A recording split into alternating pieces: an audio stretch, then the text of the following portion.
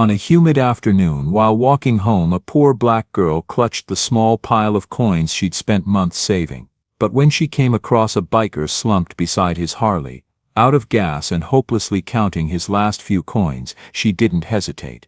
She poured every cent of her savings into the man's calloused palm and quietly walked away, expecting no thanks. But next morning, the ground began to tremble. More than 1,700 Harleys roared down the narrow street where the girl lived, and the reason they came would leave the entire city in stunned silence. Before we dive deeper into this story, let us know where you're watching from, and don't forget to subscribe for more heartwarming stories every day. The quarter hit the cracked pavement with a sound that shouldn't have mattered. 1 coin, 25 cents, rolling toward a gap in the asphalt like it was trying to escape. But Colt Dixon heard it. His massive hand, scarred, tattooed, trembling, reached down to catch it before it disappeared into the earth. The metal was warm from the Texas sun, warm from a little girl's pocket, warm from 6 months of dreams compressed into 25 cents of hope. Austin, Texas. Late afternoon. The kind of heat that makes everything shimmer and doubt itself. Colt stood beside pump number 3 at a gas station that time forgot, counting coins in his palm for the 4th time. 87 cents. The math wouldn't change no matter how many times he stared at it. His Harley-Davidson leaned heavy on its stand, tank bone dry, and he was 40 miles from anywhere that mattered. The engine was silent, had been for 20 minutes. Just him, the coins, and the slow realization that he'd finally hit bottom. He didn't see the girl at first. Amara stood 10 feet away, clutching a glass jar to her chest like it might break if she breathed too hard. 12 years old, skinny as a rail, wearing a shirt 2 sizes too big that used to be her father's before a bullet found him during a routine traffic stop 6 years ago. She'd been watching Colt for 5 minutes, working up the courage, her heart hammering against her ribs so hard she thought he might hear it. Her grandmother's voice echoed in her head. The same words Rose had spoken that morning over burnt toast and weak coffee. Sometimes, baby, God sends us to save falling angels. You'll know them when you see them. They're the ones who've forgotten how to ask for help. The man looked like trouble carved in leather and regret. Hell's Angels patch on his vest. The skull and wings faded from years of sun and wind and rain. Skull tattoos crawling up his forearms, disappearing under rolled sleeves. Beard like wild brush, shot through with gray. Hands that had seen violence, knuckles scarred, one finger bent at an angle that spoke of breaks that never healed right. But his eyes, those were what stopped her from walking away. Tired eyes, desperate eyes. Eyes that had been counting the same 87 cents over and over, hoping the universe would somehow make the math work differently, hoping that maybe this time 2 plus 2 would equal 5. Mister? Her voice came out smaller than she wanted, barely audible over the distant hum of traffic on the interstate. Colt's head snapped up. He saw her then, this tiny black kid with braids held together by rubber bands and mismatched barrettes, holes in her sneakers where her toes had worn through, holding a mason jar like it contained the secrets of the world. For a second, his brain couldn't process it. A kid, alone, at a gas station where nobody stopped unless they had to. Yeah? His voice was rough. Too rough. Years of cigarettes and whiskey and shouting over motorcycle engines. He cleared his throat, tried to soften it. You need something. You lost? Amara's hands trembled as she unscrewed the lid. The jar was labeled in purple crayon, the letters uneven and honest, my dreams. Inside, coins clinked together like a tiny symphony. Nickels with Thomas Jefferson's profile worn smooth, dimes that reflected the dying light. Quarters from different years, different stories. $3.47. 6 months of collecting aluminum cans from ditches, sweeping Mrs. Ethel's porch every Saturday, helping Mr. Rodriguez carry groceries up 3 flights of stairs, babysitting the Turner twins for 2 hours while their mama worked a double shift.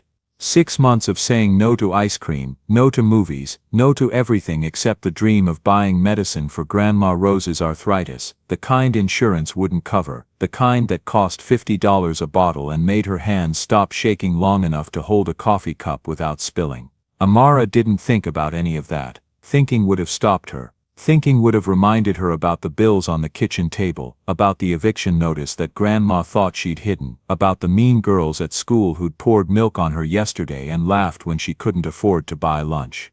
She walked forward, 3 steps that felt like 3 miles, and tipped the jar into his open palm. The coins spilled out in a cascade of metal and hope, clinking and clattering, rolling between his thick fingers. "What are you?" Colt started, his voice catching in his throat. "You look like you need it more than me." Amara's voice was steady now, strong, the way Grandma Rose's voice got when she talked about Amara's father, about how he died protecting people he didn't know, about how that was the highest calling a person could have. 1 quarter, dated 1999, worn at the edges, Lady Liberty's torch barely visible, missed his hand entirely. It rolled across the pavement, spinning and spinning, catching the Texas sun and throwing copper light, heading straight for that crack in the ground like it had somewhere important to be. Colt dropped to his knees, his huge frame folded like he'd been shot, like someone had cut his strings. He grabbed the quarter before it could vanish into that dark crack, clutching it so hard his knuckles went white, so hard the edges dug into his palm hard enough to hurt. The year Jake died, the year everything went to hell, and Colt learned that some promises are easier to make than keep, that grief has weight, that running is always easier than staying. Why? The word came out broken, split down the middle by something that might have been a sob. Why would you, kid? This is everything, isn't it? This jar, this is all you got. Amara was already walking away, empty jar swinging at her side, making a hollow sound against her leg. "You look tired," she called over her shoulder, not stopping, not looking back because if she looked back she might cry, and she'd promised herself a long time ago that she wouldn't cry anymore, that crying was a luxury she couldn't afford. "My grandma says when you can help, you help. That's all there is to it." Colt stayed on his knees, the quarter burning in his palm like hot coal, the other coins scattered at his feet, catching light like fallen stars. The Texas sun beat down on his leather-covered shoulders, heating the metal studs on his vest until they branded patterns into his skin. Around him, the gas station hummed its lonely song, fluorescent lights buzzing, a distant car door slamming, the wind pushing a plastic bag across empty pavement. He couldn't remember the last time he'd cried. 8 years, 10, maybe not since the night he held Jake's broken body on Highway 71, blood mixing with motor oil, Jake's last words gurgling out around punctured lungs. "Take care of my boy Colt, promise me. Tommy needs," but right there, in front of pump number 3 at a forgotten gas station on the edge of Austin, where the air smelled like gasoline and mesquite smoke, Colt Dixon, Hell's Angel, ex-con. The man who'd abandoned a 4-year-old boy named Tommy Miller to the mercy of the foster system because he was too broken to be what that kid needed, cried like the world was ending. Or beginning. The memory hit him like a freight train with no brakes. Jake Wrench Miller, laughing in the passenger seat of Colt's Harley sidecar, wind in his hair, sun on his face. "You're gonna love this kid, Colt, 4 years old and already knows every tool in my box. Called a torque wrench a twisty sticks yesterday, smart as hell. Looks just like his mama, thank God, 'cause he sure as hell didn't get my ugly mug." They'd been riding together for 12 years. Brothers not by blood, but by something stronger, by choice, by road, by all the nights they'd kept each other from going under when the darkness pressed too close. Jake had pulled Colt out of more bar fights than either of them could count. Colt had talked Jake down from the edge when his wife Sarah died, giving birth to Tommy, when Jake held his newborn son, and sobbed because the woman he loved would never hold their baby, would never sing lullabies or kiss scraped knees or teach him how to be kind. "I'll be both," Jake had sworn, tears streaming down his face. "I'll be mama and daddy, I'll love him enough for 2 people. I swear it, Sarah, I swear," and he had. For 4 beautiful years, Jake had been everything a father should be, patient, kind, present, teaching Tommy his letters, his numbers, the names of tools and trees and constellations, building a life from the wreckage of grief. Then the truck came out of nowhere on a Tuesday afternoon, driver texting his girlfriend, not seeing the motorcycle, not seeing Jake, not seeing anything, until it was too late, and Jake's bike was under his wheels, and the world learned once again that life doesn't care about your plans, about your promises, about the 4-year-old waiting at home for daddy to come back. Colt held his brother's body on that Texas highway, blood mixing with motor oil, the smell of burnt rubber and copper, and the particular wrongness of death on asphalt, and made a promise under the stars that were just starting to appear in the darkening sky. "I'll take care of Tommy. I swear it, Jake, I swear on everything. He'll never be alone. He'll know he's loved. I swear. But promises made in grief have a way of dissolving in daylight, of seeming impossible when you wake up at 3 a.m. with a 4-year-old crying for his daddy, and you don't know how to be what he needs. Don't know how to cook anything except ramen. Don't know how to explain death to someone who still believes in Santa Claus.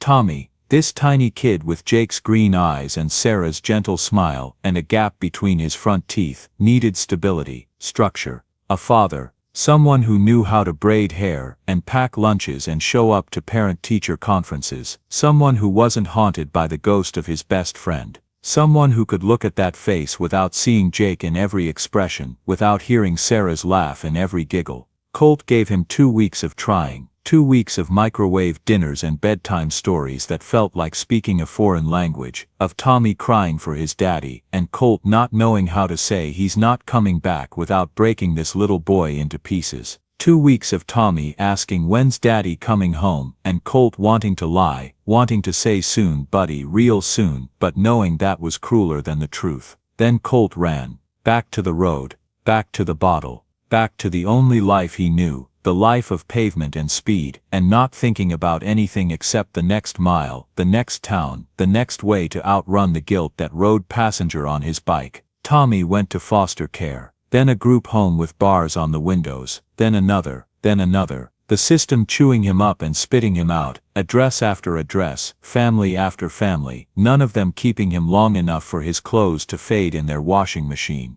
8 years of Colt telling himself the kid was better off without him. 8 years of carrying Jake's picture in his wallet, unable to look at it for more than a second without wanting to drive his bike into a wall. 8 years of odd jobs and bar fights and sleeping in motels that charged by the hour and didn't ask questions. 8 years of becoming exactly what Jake would have been ashamed of, until 3 days ago, when the hospital called, a number he didn't recognize, a woman's voice, professional and tired, the kind of tired that comes from delivering bad news over and over, until it stops feeling like news and starts feeling like routine. Mr. Dixon, this is Children's Medical Center in Dallas. We have a Tommy Miller here, age 12, heart condition, congenital defect that's gotten worse. He needs surgery, open heart, $15,000. The social worker said you were listed as next of kin on old paperwork. Are you still his guardian? No, he wasn't. He'd never been. He'd signed papers 8 years ago giving up any claim to that boy, telling himself it was for Tommy's own good, that a kid was better off with no father than with Colt Dixon.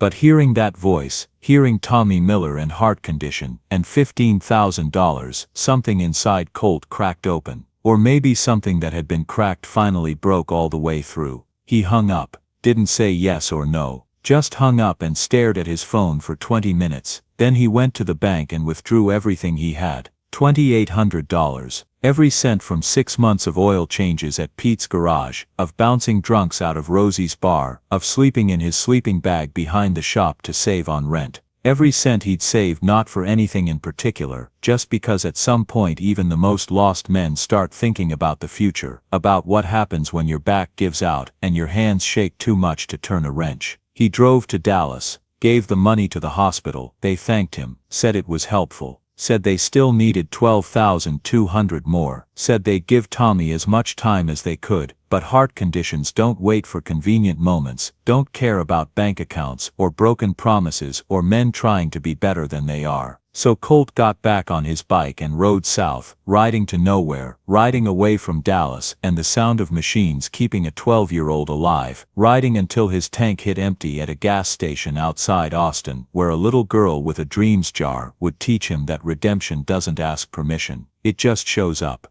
Colt gathered the coins with shaking hands, 87 cents plus $3.47, $4.34. Enough for gas, enough to get back to Dallas, enough for one more chance. He stood, his knees popped, his back ached. 42 years old and feeling twice that. He pumped $4.34 in gas, the numbers on the ancient pump clicking slowly upward, and then he did something he hadn't done in 8 years. He went looking for a phone that still made calls to heaven. The motel room smelled like cigarettes and regret, like every other room Colt had slept in for the past 8 years. The Sunset Motor Lodge, $39 a night, weekly rates available, HBO if the antenna worked. He sat on the edge of a bed that sagged in the middle, springs poking through thin fabric, his phone in one hand, the 1999 quarter in the other. His contact list was a graveyard. 47 names. Half had little crosses next to them. Jake had taught him that marking the dead so you didn't drunk dial them at 2 a.m. and get someone's grieving widow instead.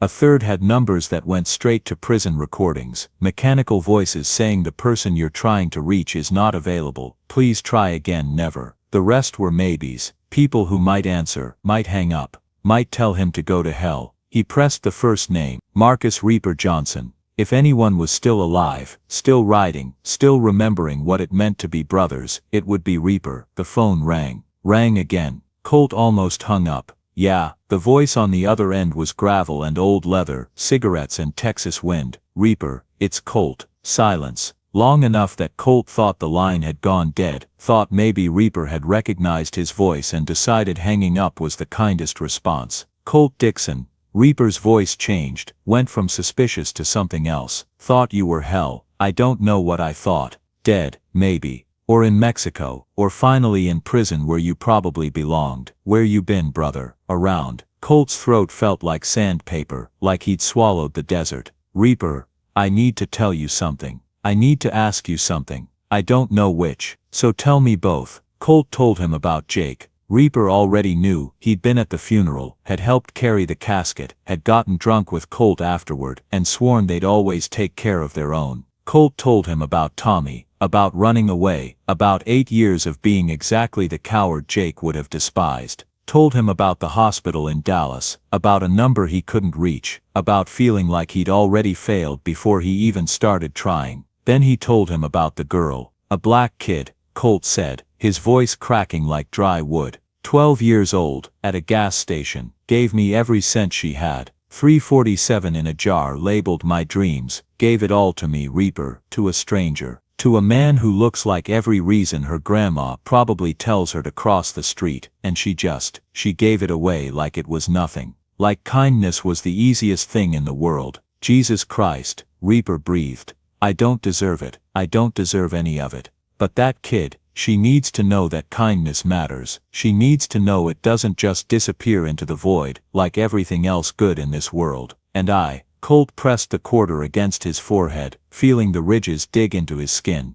I need to do something right, just once. Just this one goddamn time in my worthless life. Another long silence. Colt could hear Reaper breathing, could hear a dog barking in the background, could hear the scratch of a lighter and the inhale of a cigarette. Where's she live? Outside Austin. Little neighborhood off Route 290. Place called Meadowbrook, which is funny, 'cause there's no meadow and no brook, just cracked streets and houses falling apart. You want the brothers, you want us to ride. Colt's hand shook so hard, he almost dropped the phone. If they'll come. If anyone's left who remembers what we used to stand for before we forgot. Before I forgot. Brother. Reaper's voice went soft, went to the place it only went when truth needed saying. That's what we've always stood for. That's what Jake stood for. That's what you stood for before you let grief turn you into someone you're not. Give me 2 hours, I'll make some calls, I'll remind people who we are. The line went dead. Colt set the phone down on the chipped nightstand, picked up the quarter, held it to the light from the window, watching dust motes dance around it. The year promises died. Maybe 2025 could be the year they lived again. Maybe it already had. The moment a little girl decided that a stranger's need was more important than her own dreams. Reaper didn't waste time, didn't sleep, didn't think about whether this was crazy or impossible or too much to ask of men who'd spent years learning not to ask for anything. First call Derek Hammer Walsh in Houston, 48 years old, carpenter, 3 kids, 2 dogs, a wife who'd stood by him when he went to prison for a bar fight that got out of hand. Used to run with the Angels before he settled down, before he learned that building things felt better than breaking them. The phone rang 4 times. Derek answered with a yawn. Someone better be dead. Not yet, but a kid might be if we don't do something about it. Derek's yawn stopped. I'm listening. Reaper told him, about Colt, about Tommy, about a 12-year-old girl with a dreams jar and a heart big enough to save the world. A little black girl gave everything she had to one of ours. Derek's voice went tight, went to that place where emotion lives before words can shape it. To help a kid she never met. To help a man she had every reason to fear. That's the story. I'll be there. Tell me when and where. I'll bring tools. I'll bring whoever I can find. And Reaper. Yeah. Tell Colt I said, it's about damn time he came back to us. Second call Billy Sparkplug Carter in San Antonio. 51 years old, electrician. Lost his wife Diane to cancer 2 years back. Spent a year and a half drinking himself toward her grave. Then woke up one morning and decided she'd be ashamed of what he was becoming. Got sober. Started going to meetings. Started remembering how to be a person instead of a wound. Billy, you awake? Am now. What's wrong? Reaper told him the story. Billy listened without interrupting, the way he always did, the way that made him good at his job because people trusted him not just with their wiring, but with their worries. She gave away her dreams jar, for a stranger. Billy's voice caught. God, that's what Diane would have done. She was always giving things away. Money we didn't have, time she needed for herself, love she could have kept, always giving. That's why I'm calling you Billy, 'cause I know you remember what that kind of giving looks like, and I know you'd want to honor it. Dawn, Billy said. I'll be there at dawn. Tell me the address. Third call Sarah Viper Williams in El Paso, 39 years old, nurse in the ER, rode harder than most men Reaper knew, could drink them under the table and still show up for a 12-hour shift the next morning. Had a son she'd raised alone after his father decided being a parent was too hard, and California was far enough away to forget. Viper, wake up. I work night shift Reaper. I'm already awake. What do you need? He told her. She listened. When he finished she was quiet for so long he thought the call had dropped. Sarah, you there? A 12-year-old black kid in Texas, she said slowly, gave money to a white biker who looks like he could snap her in half. And Colt's trying to make it right after 8 years of running from a child who needed him. And you're calling me because you want what? You want us to do something good for once instead of just talking about it. Yeah, count me in. And Reaper, I'm bringing 10 more. Women who ride, women who know what it's like to be scared and do the right thing anyway. If that little girl can be brave, so can we. The calls multiplied. Each person called 2 more, then 5 more, then 10. Word spread through group chats and old phone trees, and the kinds of networks that exist when you've spent years being part of something bigger than yourself. By midnight, group chats lit up across Texas like fireflies in the dark, like hope spreading across a map. Black kid helped one of ours, gave her last $3, dreams jar, everything she had. We ride at dawn, no colors, no fights, just brothers, just family. Bring tools, not weapons. Bring goodness, not grief. Ray Gramps Thompson, 68 years old, retired from the post office, hadn't ridden in a formation for a decade because his wife Mary said it worried her too much. Read the message 3 times. His hands shook, not from age but from something else, recognition maybe, or shame that it had taken this long to remember what riding had meant before it became about leather and patches and territory.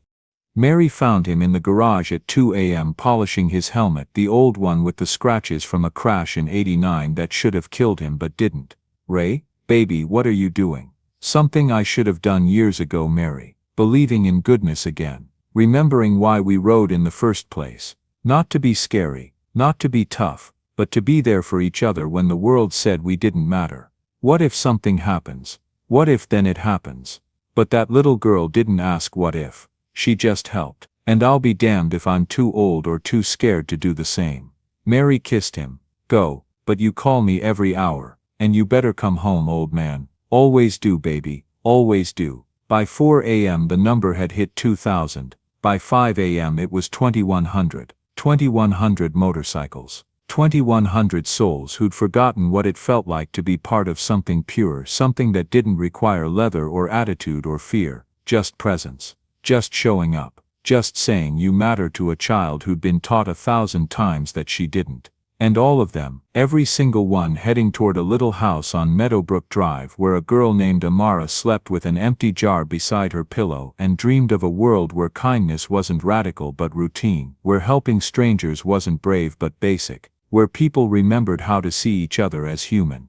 Amara woke to silence. The kind of silence that comes before storms, before earthquakes, before the world shifts on its axis and nothing is ever quite the same again. She lay in bed, staring at her ceiling where she'd taped glow-in-the-dark stars in patterns that didn't match any real constellations, but made sense to her. Her father's favorite star next to her mother's, even though her mother was still alive somewhere in California and just didn't want to be a mother anymore. Even though that was a pain Amara had learned to carry like a stone in her pocket, always there, always heavy. The empty jar sat on her nightstand. She'd cried herself to sleep looking at it, wondering if she'd been stupid, if Grandma Rose would be mad, if the man at the gas station had used her money for drugs or alcohol or something bad, if kindness was just another word for foolish. Her grandmother Rose was already up, moving around the kitchen despite the early hour. Amara could smell coffee and something burning, probably toast, because Grandma's arthritis made her hands shake and she always forgot about the toast until the smoke alarm reminded her. Amara got dressed in the dark, same jeans as yesterday, same shirt with the small hole near the hem, same socks that didn't match because matching socks was a luxury for people who had more than 3 pairs total. She brushed her teeth with water that came out rust-colored for the first 30 seconds, a problem Grandma kept meaning to call someone about, except calling people cost money and time and they didn't have much of either. She found Rose in the kitchen, making coffee in the old percolator that had belonged to Grandma's mother, that had survived 3 moves and 2 floods and 1 house fire. Rose looked tired. She always looked tired. 2 jobs did that. Cleaning office buildings at night, serving breakfast at Mel's Diner from 6 a.m. to 2 p.m., coming home to collapse for a few hours before starting again. Morning baby. Rose's voice was soft, careful. She'd been worried about Amara since yesterday, since the girl came home with an empty jar and red eyes and said she'd given away her dreams to a man who needed them more, since Amara wouldn't say where or who or why, just repeated that he'd needed it, and that was enough.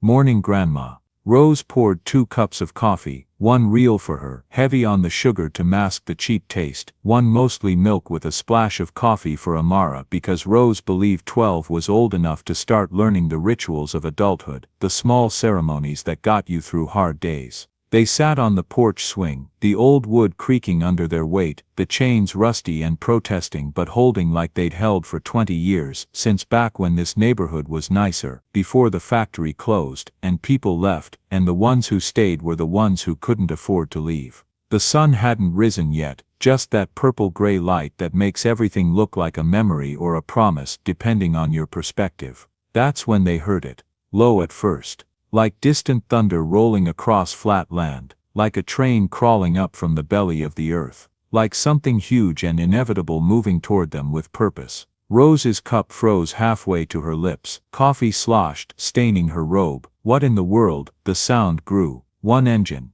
then 5, then 20, then a wall of sound that shook the windows and set off car alarms 3 blocks away and made dogs howl and babies cry and grown men step onto porches with phones in hand, ready to call 911, because surely this was a raid or a gang war or the end of something. Neighbors stumbled out in bathrobes and boxers and sleep-mussed hair, clutching phones, clutching children, clutching each other. Mrs. Ethel across the street grabbed her late husband's shotgun from the closet, the one she'd sworn she'd never touch again after he died. But this sound, this wasn't normal.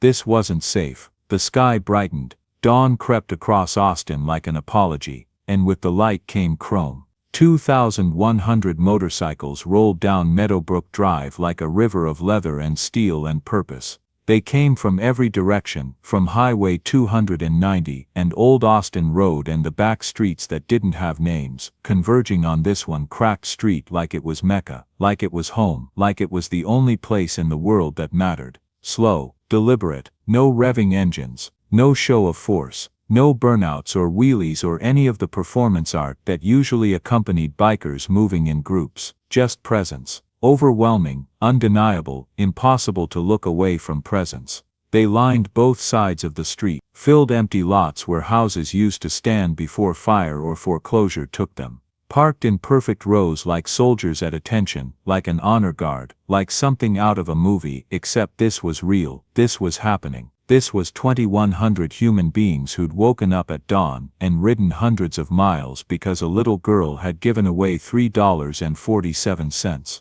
Then the engines cut. All of them. At once. The silence crashed back like a physical thing, like the world had been holding its breath and finally exhaled. Rose grabbed Amara's hand. Her grip was tight, too tight. "Baby, we need to get inside, we need to call the police, we need to wait." Amara's eyes were wide. "Grandma, wait, I know one of them." "You, what?" Colt Dixon climbed off his bike at the front of the formation. He moved slowly, carefully, like approaching a wild animal, like approaching something precious that might break if handled wrong. In his hands, he held a piece of wood.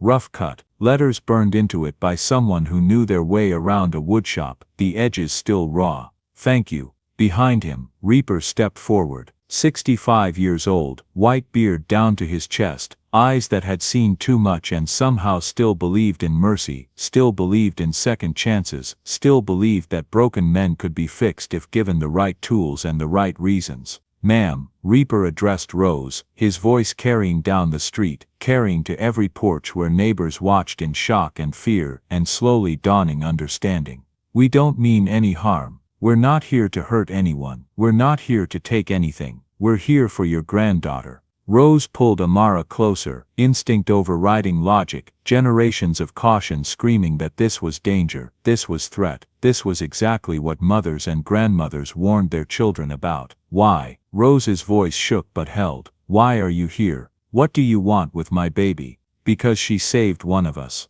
Reaper's voice cracked. This man who'd been in 3 wars and 2 prisons and more bar fights than he could count, his voice cracked like a teenager's. "Because she gave everything she had to a stranger. Because she reminded us what we forgot. And we came to say thank you." And 2, he gestured at the sea of bikers, all standing quietly, respectfully, by their machines, hands visible, no weapons, no threat, just presence. "We came to help. To pay it forward, to be the people she believed we could be when she gave away her dreams." Colt knelt down, eye level with Amara. His knees hit the cracked concrete of her walkway, the same walkway her father had laid 12 years ago when they'd first bought this house, when dreams were still possible, when the future looked different. His hands shook as he reached into his vest. The 1999 quarter hung from a leather cord around his neck now, resting against his chest, where his heart beat in rhythm with something he thought died 8 years ago. Hope, maybe. Or purpose. Or just the simple belief that he could still be worth something to someone. He took it off. Held it out like an offering, like a prayer, like the most valuable thing he'd ever owned.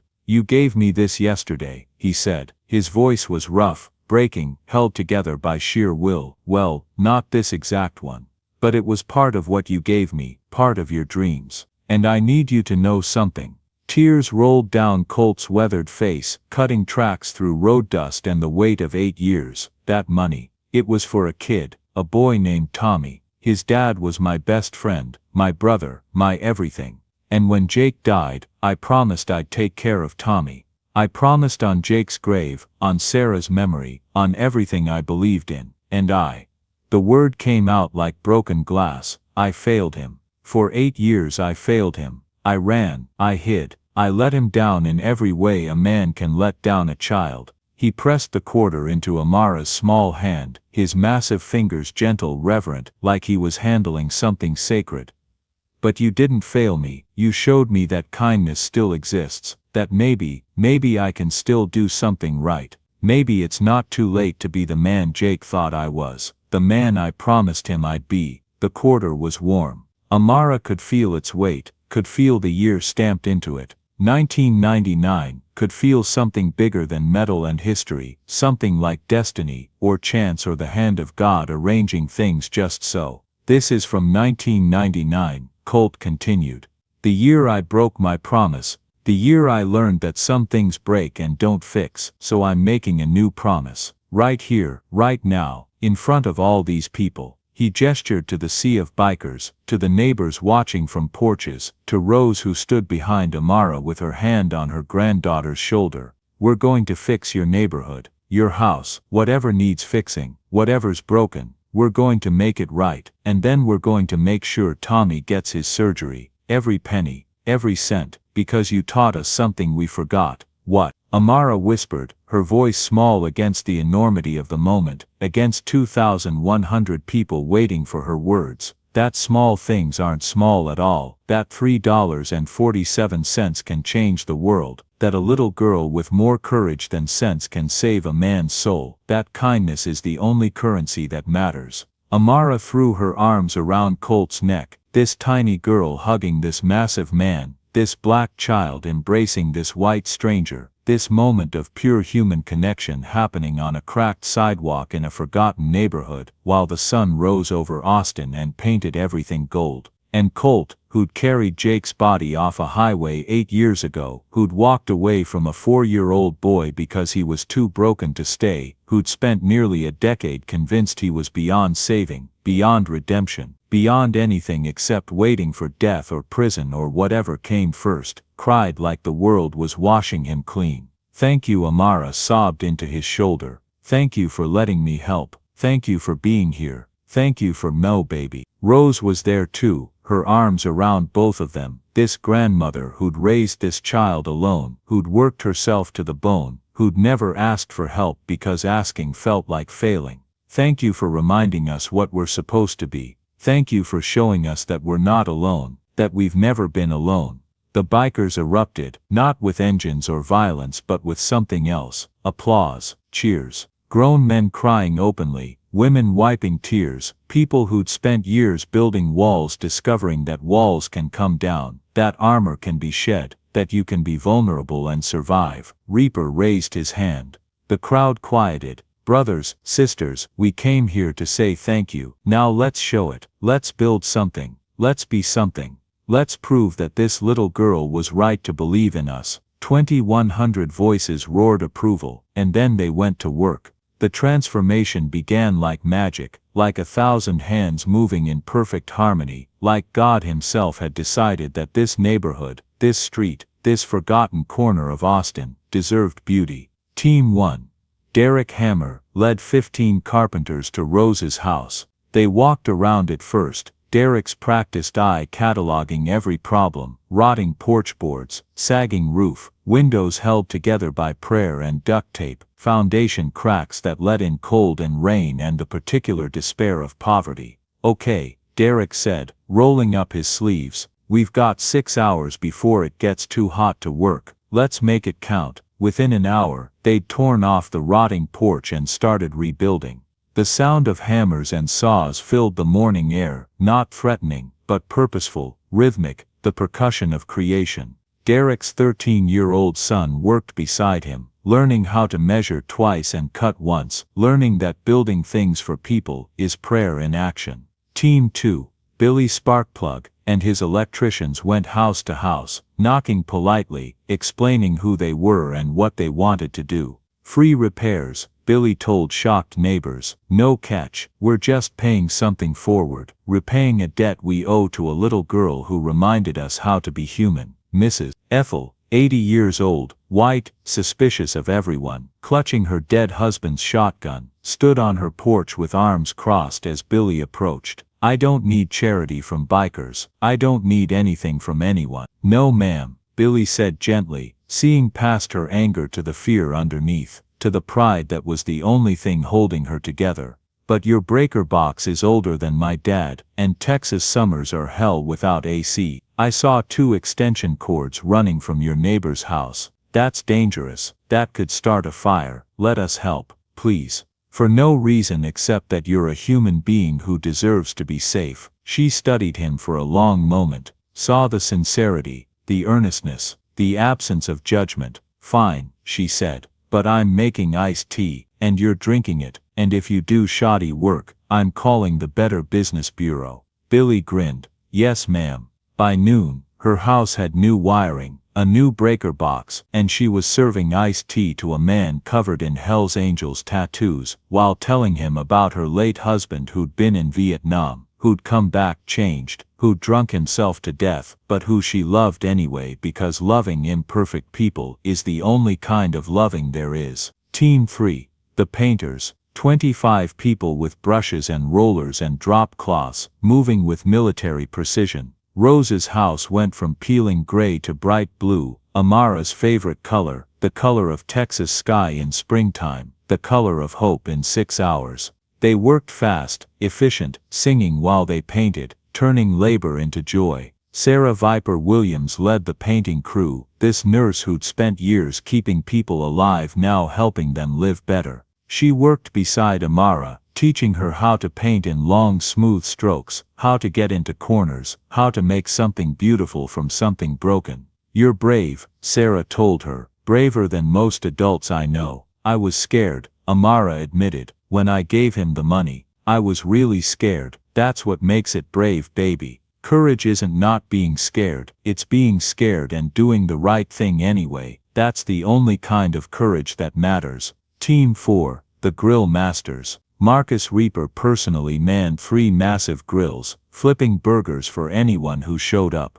The smell of cooking meat and charcoal drew people from blocks away, people who'd been hiding in their houses, people who'd been scared, people who were slowly realizing that this wasn't an invasion but an invitation. Kids who'd been terrified at dawn were now eating hot dogs and asking bikers about their motorcycles, their tattoos, their stories. "Is it scary?" A little white boy, maybe 7, tugged on Reaper's vest with ketchup-stained fingers. Being a biker, Reaper crouched down, this massive man making himself small, making himself safe. "The bike, nah, the bike is just metal and wheels. What's scary is going through life without friends. That's why we ride together, so nobody has to be alone. So when bad things happen, someone's there to catch you." Oh, the kid thought about this, his face serious. "Can I be a biker when I grow up?" "You can be anything you want, son. As long as you're kind. As long as you remember what this little girl taught us, that helping people is the point.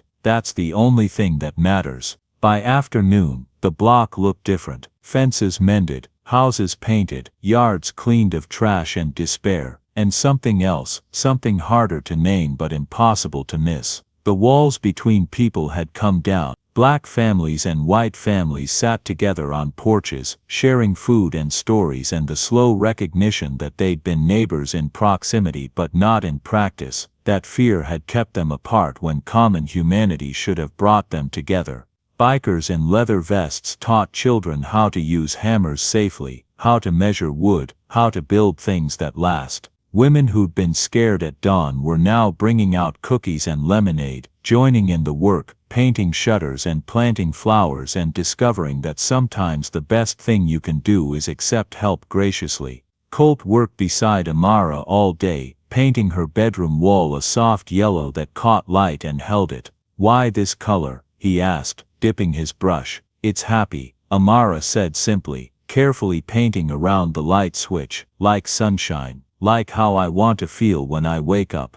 My dad used to say that yellow was the color of hope because the sun comes up every morning no matter what happened yesterday." Colt's brush stilled. "Your dad sounds like he was smart." "He was. He died when I was 6. He was a police officer. Someone shot him during a traffic stop. He didn't even get to pull his gun. Just gone. Like that." "I'm sorry, kid." "Me too, but Grandma says he's watching, says he's proud of me. I hope that's true. I hope he saw me yesterday, saw me help you. I think he'd like that." Colt's eyes burned. "You ever scared Amara?" "All the time." "Yeah, I'm scared Grandma won't have enough money for medicine. I'm scared we'll lose the house. I'm scared the mean girls at school will never stop pouring milk on me and laughing. I'm scared." She dipped her brush carefully, deliberately. "I'm scared that being kind doesn't matter. That people will just keep being mean anyway. That the world is broken, and I'm just a kid, and I can't fix it." Colt set down his brush, sat on the floor cross-legged, this giant man in leather and regret suddenly looking small, suddenly looking exactly like what he was, a man trying to figure out how to be better. "You know what I was scared of yesterday?" he asked. "What?" "That I'd die without ever doing one good thing, that my whole life would just be waste. Empty. A story nobody would tell because there was nothing worth telling. I'd made peace with it, with being nothing, with disappearing and nobody noticing." He looked at her, "And then you showed up. 347 and change. Your whole dreams jar, everything you had, and you gave it away like it was nothing." "It wasn't nothing," Amara protested. "It was everything I had." "Exactly." Colt smiled, the first real smile in 8 years, the kind that reaches eyes and means it. That's what made it magic. That's what saved me. Not the money, the giving, the belief that I was worth saving when I'd stopped believing it myself. They painted in silence for a while, adding sunshine to walls that had only ever known gray. Colt, Amara said finally, do you think people can change, like really change, or are we just stuck being whoever we've always been? Colt thought about Jake, about Tommy, about 8 years of running, about a quarter from 1999 and a little girl who'd given away her dreams to a stranger. Yeah, he said,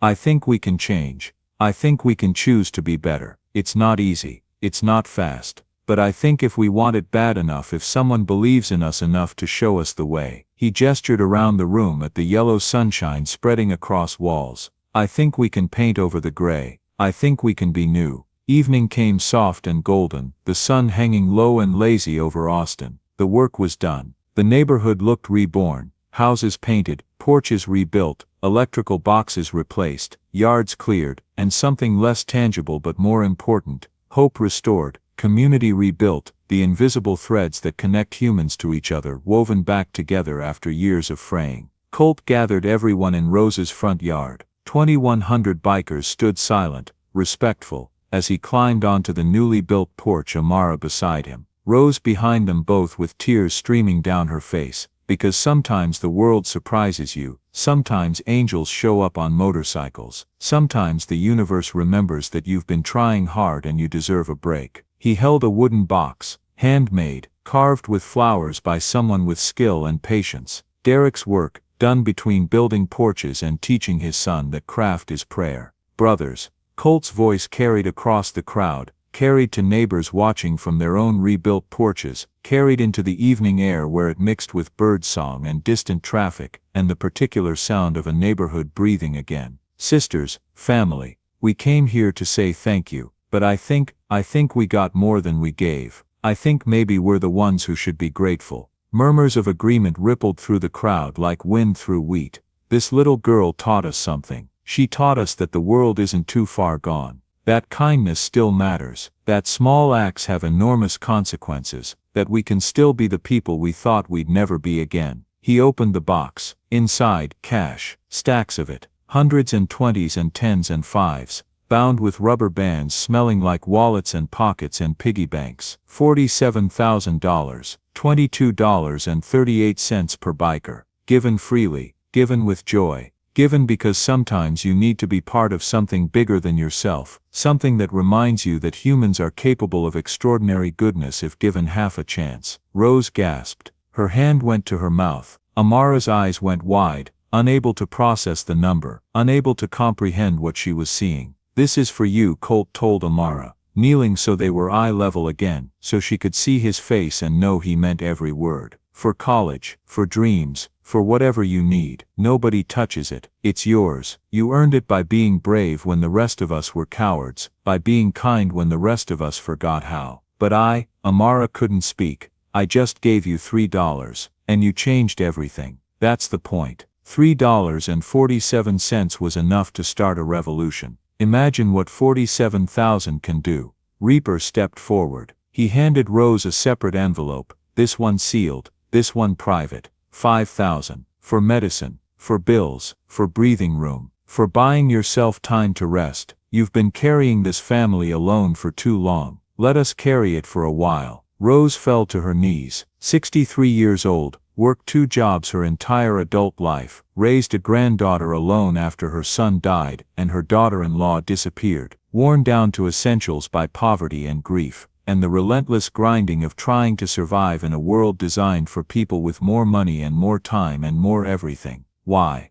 She sobbed. Why are you doing this? We're nobody. We're nothing special. We're just no. Colt's voice cut through her protest. You're everything special. You raised this kid, this incredible human being who saw a stranger and decided he was worth saving. You did that. Your love did that. Your example did that. And we're just trying to be worthy of what you created. One by one, bikers came forward. Each left something small on the porch, gifts piling up like offerings at an altar, like prayers made tangible. A leather bracelet, hand-braided by someone's daughter, purple and blue twisted together. A patch that read honorary biker. Sewn by Reaper's wife at 3 a.m. while he told her the story, while she cried and said yes, of course this is what we should be doing, this is what we've always should have been doing. Books, school supplies, a backpack still in its wrapper, the kind with padded straps and extra pockets, the kind Amara had seen other kids carry, and wanted but never asked for, because wanting felt greedy when Grandma was already giving everything. New shoes, her size, white sneakers that would stay white for maybe a week, but for that week she'd feel like everyone else, feel normal, feel like a kid instead of a poverty statistic. Sarah Viper Williams knelt beside Amara. You like your hair, sweetie?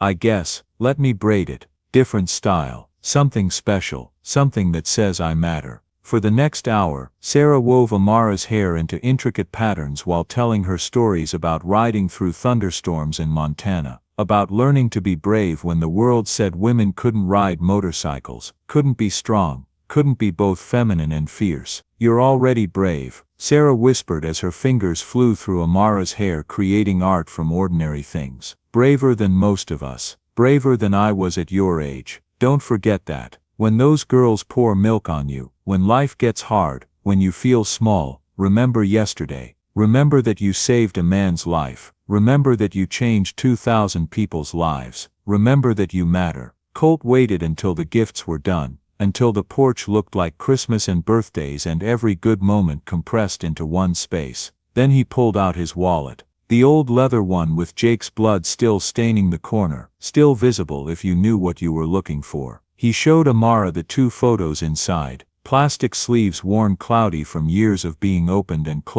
opened again. This is Jake, my brother, not by blood but by choice. He died when I was stupid and young, and thought I was invincible, thought bad things happened to other people, thought I had all the time in the world to be better. He touched the photo gently, reverently. He died trying to get home to his son. The truck driver was texting. Jake never saw him coming. He touched the second photo. A little boy with a gap-toothed smile, holding a toy truck, looking at the camera like it held all the love in the world. This is Tommy, his son, the boy I abandoned, the boy who's in a hospital in Dallas right now because his heart is broken, literally broken, not like mine, which is only broken metaphorically, because I was too much of a coward to be a father when he needed one. Amara studied the photos. Tommy looked happy in the picture, loved, protected. Before the world taught him about loss. He needs surgery, Colt continued. 15 grand. I had 2,800. You gave me 347. And now, he gestured to the box of money. Now there's enough. More than enough. He's going to live. Because of you. Because you started something that became bigger than any of us. Because of me, Amara whispered, unable to believe it, unable to process that her small action had rippled out this far. Because you started it, Colt corrected. You threw a pebble in a pond. We're just the ripples, but the splash, that was all you. Amara threw her arms around Colt's neck. This tiny girl hugging this massive man, this moment of pure connection happening in front of 2,000 witnesses who would remember it for the rest of their lives, who would tell their children and grandchildren about the day they learned what goodness looks like. And Colt, who'd carried Jake's body off Highway 71 8 years ago, who'd walked away from a 4-year-old boy because he couldn't handle the weight of promise and grief combined, who'd spent nearly a decade convinced he was beyond saving, beyond redemption, beyond anything except waiting for death or prison or whatever came first, cried like the world was washing him clean. Thank you, Amara sobbed into his shoulder. Thank you for letting me help. Thank you for showing me it mattered. Thank you for being here. No, baby. Rose was there too, hugging them both, her arms barely able to reach around, tears soaking into Colt's leather vest. Thank you for reminding us what we're supposed to be. Thank you for showing us that family isn't blood, it's choice. It's showing up, it's being there when it costs something. The sky turned orange and red, sunset painting Texas like a watercolor, like God himself had decided this moment deserved beauty. The bikers prepared to leave, packing tools, folding up the grills, saying goodbye to children who'd spent the day learning that scary-looking people can be kind, that leather vests can cover soft hearts, that the world is more complicated and more beautiful than anyone tells you. Kids clung to those leather vests, begging for just 5 more minutes. Mrs. Ethel hugged Billy Sparkplug, and made him promise to visit, to check on her wiring, to just stop by sometimes because she got lonely, and it was nice to have company. Neighbors exchanged phone numbers with people they'd feared just 12 hours earlier, discovering that fear is often just lack of understanding wearing a scary mask. Colt was the last to mount his bike. He stood on the porch, looking at this neighborhood that looked different now, that felt different, that had been transformed not just by paint and lumber but by something more important, by the recognition that they weren't alone, that help exists, that the world still contains people who show up when you need them. He handed Amara a letter, folded, worn at the edges where his thumbs had gripped it too tight, where he'd almost thrown it away a dozen times before deciding she deserved to know what yesterday meant to him. "Don't read it till I'm gone," he said, his voice rough. "Why? Because I'm not good with goodbyes, never have been. Because if I stay, I'll cry again, and I'm pretty sure I've used up my lifetime allocation of tears in the last 24 hours. Will you come back?" Colt pulled out a new quarter, shiny, 2025, fresh from the bank, so new it still had that metallic smell. He placed it in Amara's palm next to the 1999 quarter, 2 coins separated by 26 years and everything that had happened in between. 2 coins, he said. One's the past, one's the future. The past reminds us what we survived. The future reminds us what we're building. Keep them both. Remember both, and when you meet someone who needs hope more than you do, he smiled. Pass it forward. That's the deal. That's the promise. Kindness isn't a transaction, it's a relay race. We run our leg, then hand the baton to the next person. I will. I know you will, kid. Colt climbed on his bike, the leather seat familiar, the engine starting with a rumble that felt like coming home. And yeah, I'll be back. Every month, someone's gotta make sure you're using that college money right. Someone's gotta make sure you remember that you're extraordinary. He started the engine, soft, gentle. Not a roar but a purr.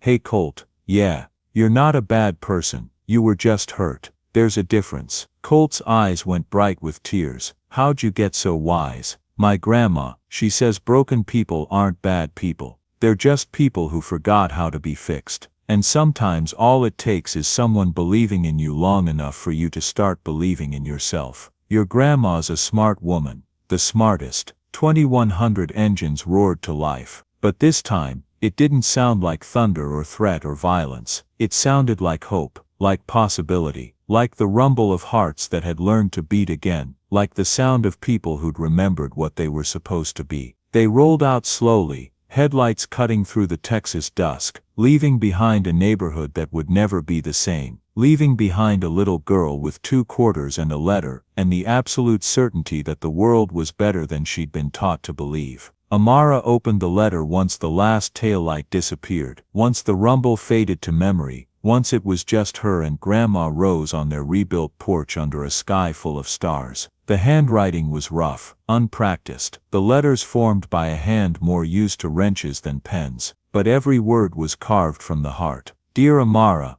I'm not good with words. Jake used to say I couldn't string a sentence together if someone handed me the rope and a manual, but I need you to know something. Yesterday I was ready to die, not in a dramatic way, not with a gun or pills or anything Hollywood, just fade out, stop existing, stop being a burden on a world that didn't need me. I'd made peace with it, with being a waste of space, with the idea that my whole life had been a mistake and the best thing I could do was minimize the damage. Then you showed up with your dreams jar. 347 in coins, everything you had, 6 months of hope compressed into metal. You didn't know me, didn't know if I was dangerous, didn't know if I'd use it for gas or for drugs or for something worse. You just knew I needed help. And you helped. That simple, that profound, that quarter from 1999. I'm keeping it forever. It's the year I broke my promise to my brother. It's the year I learned that some promises break you if you can't keep them. But it's also the year a little girl reminded me that broken promises can be rebuilt.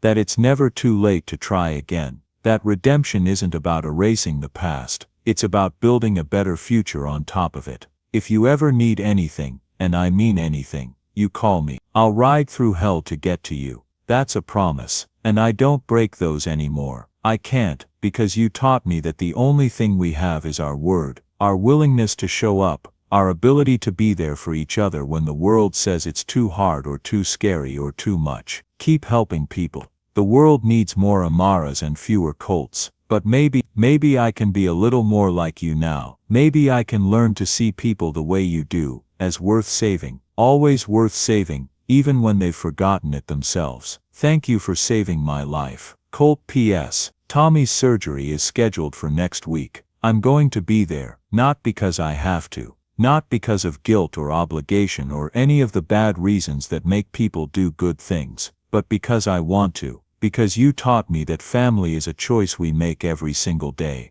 Because I want to be the man Jake believed I could be. Because I want Tommy to grow up knowing that people can change, that mistakes don't have to be forever, that love is stronger than fear if you let it be. Amara folded the letter carefully, pressed it to her chest, felt the 2 quarters in her other hand. 1999 and 2025, past and future, grief and hope. Everything that had been and everything that could be. Rose found her on the porch swing, the new one Derek had built, the wood still smelling like sawdust and possibility. You okay, baby? Yeah. Amara smiled, the kind of smile that means it, that comes from somewhere deep and true. I'm good. I'm really, really good. 6 months later, Tommy sat in Amara's front yard, laughing as a puppy, a gift from Derek Hammer, who'd said every kid needs a dog and every dog needs a kid. Chased his shoelaces in circles. The surgery had worked. The doctors said it was a miracle, said his heart was strong now, said he'd live a normal life. But Colt knew the real miracle had happened before the surgery, had happened the moment a little girl decided that a stranger's need was more important than her own dreams. Colt sat on the porch beside Rose, drinking sweet tea that was too sweet, but he drank it anyway because that's what you do when someone makes you something with love. They talked about nothing important and everything important all at once, about Tommy's schoolwork, about Amara's grades, about the garden they were planning for spring, about ordinary life made extraordinary by the fact that they were living it together. Your family now, Rose told him once, a month after that first day, after Colt had shown up for the 3rd Sunday in a row. Stop asking permission to exist in our lives. Stop acting like you're a guest. You're not. You're ours. We claimed you. Deal with it. So he did. Amara emerged from the house carrying a new jar. Not my dreams. This one said kindness jar. For others in that same purple crayon handwriting, the letters still uneven but confident now, sure of their message. Inside the 2 quarters, 1999 and 2025, side by side, touching but separate. The past and the future in perfect balance. I'm starting over, she announced, sitting on the porch steps next to where Tommy was playing. Every time I get $5, I'm going to give it to someone who needs it. I'm going to keep the relay going, keep passing the baton. That's my girl. Rose beamed, pride radiating from her like heat from pavement. Tommy ran over, dirt on his knees, grass stains on his shirt, looking healthy and alive, and exactly like a 12-year-old boy should look. Can I help? Yeah. Amara handed him the 2025 quarter. You hold the future, I'll hold the past. Together we hold everything. They stood there in the Texas sun, 2 kids holding 2 coins, while a former Hell's Angel and a grandmother watched from the porch and felt their hearts swell with something that didn't have a name, but felt like peace, like purpose, like coming home after a long journey. You know what's funny? Colt said quietly, watching the kids examine the quarters like they held secrets. What's that? 6 months ago I thought my life was over. I thought I'd used up all my chances, thought the universe had a limit on redemption, and I'd hit it years ago. And now I think maybe chances don't run out, they just wait for us to be ready. They sit there patient as stones, patient as time, waiting for the moment when we're brave enough to try again. Rose patted his hand, her skin warm and papery and beautiful. You're ready now, Colt. You've been ready for a while. You just needed someone to show you. Someone to believe in you when you'd stopped believing in yourself. Down the street, a familiar rumble. Reaper pulled up on his Harley, grinning, his white beard catching the afternoon light. Behind him 5 more bikes. Derek, Billy, Sarah, Ray, others whose names had become as familiar as family, whose faces showed up at birthday parties and school plays and ordinary Tuesdays when there was no reason to visit, except that family visits, because that's what family does. Heard there's sweet tea and good company here, Reaper called, his voice carrying the same warmth it had carried for 6 months, every Sunday, every visit. Thought we'd stop by. You're always welcome, Rose called back, all of you, forever. That's the deal. The bikers parked, joined the family on the porch, told stories and laughed and watched kids play in a yard that had been quiet for too long, that had known struggle and fear but was learning joy again, was remembering that life is supposed to contain more happiness than sorrow if you let it. Amara looked at the 2 quarters in the jar, the past and the future, touching but separate, teaching their lessons to anyone willing to listen. Colt, she asked, what do you think happened to my 347, like specifically? Where did it go? Can you trace it? Colt smiled, the lines around his eyes crinkling, his face showing his age but also showing something new, contentment, maybe, or the absence of the particular pain that comes from running from yourself. Some of it went to Tommy's surgery, some went to fixing up this neighborhood, supplies, materials, things that cost money, but most of it, he gestured around, at Tommy playing, at the bikers laughing, at Rose smiling, at a street full of neighbors who actually knew each other's names now, who helped each other with groceries and babysitting, and the 1,000 small kindnesses that make life bearable. Most of it turned into this, turned into family, turned into proof that the world is still good if you look for the goodness, if you create it when you can't find it. So it wasn't wasted, Amara said softly. No baby, it multiplied. That's what kindness does. It doesn't disappear, it grows. Like planting seeds. You gave away 347, and it became 47,000, and that 47,000 became this, became community, became family, became hope. That's the magic of it. That's the miracle. The sun set over Austin, Texas, painting everything gold like a promise, like a benediction, like God's way of saying yes, this, exactly this is what I meant when I created humans, this capacity for love, for change, for choosing each other over fear. The quarters in the jar caught the light, glinting like small promises, like tiny suns, like proof that history matters but doesn't define us, that the future is unwritten, and we hold the pen. Sometimes $3.47 is all it takes to change the world. Sometimes 1 quarter from 1999 is enough to remember why we fail, to honor our mistakes, to carry our grief without letting it crush us. Sometimes 1 quarter from 2025 is enough to remember why we rise again, to believe in second chances, to know that redemption is always possible if we're brave enough to try. But always, it's the hands that give them away that matter most. Small hands, brave hands, hands that tremble but still open, hands that know fear but choose kindness anyway, hands that save the world 1 coin at a time, 1 choice at a time, 1 moment of grace at a time. Hands like Amara's, hands like yours, hands like ours. Join us to share meaningful stories by hitting the like and subscribe buttons. Don't forget to turn on the notification bell to start your day with profound lessons and heartfelt empathy.